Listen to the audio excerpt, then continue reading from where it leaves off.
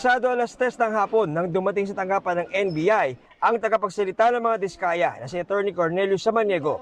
Pagkalipas ng 2 oras, humarap siya sa media para magbigay ng update sa lagay ng kanilang kliyenteng si Sara Diskaya. Maayos naman siya doon sa taas, nalulungkot lang siya. Siyempre, may kasong na-file sa kanya sa Davao. At dahil doon, ang iniisip niya yung pamilya niya. Mitigating o makakatulong daw sa kaso ni Diskaya ang kanyang ginawang pagsuko. Pero kasama rin sa kinonsidera ay ang kanyang seguridad. Hindi natin alam kung totoo o hindi, pero mas maganda na yung nakakasiguro. Diba?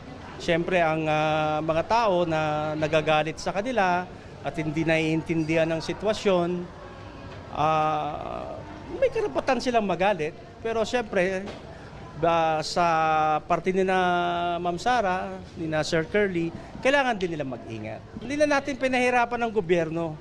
Ito'y nagpapatunay lang na si Ma'am Sara, si Ma'am Rimando ay malinis ang kanilang konsensya.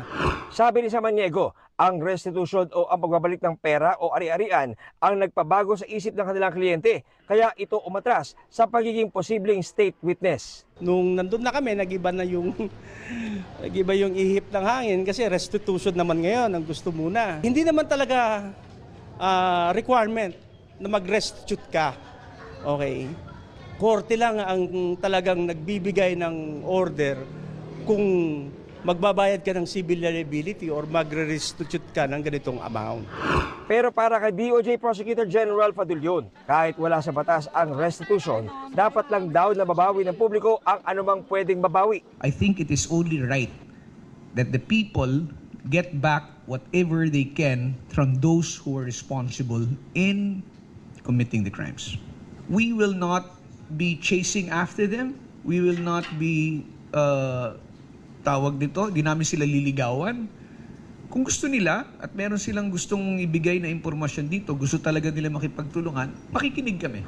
Sinagot naman ni DPWH Secretary Vince Dizon ang pahayag ni Diskaya sa isang panayam na nadamay lang siya sa kasong Ghost Project sa Davao Occidental na may project cost na 96 million pesos. May kaso na siya, pagabas na yung arrest warrant niya, dun siya magpaliwanag sa presinto.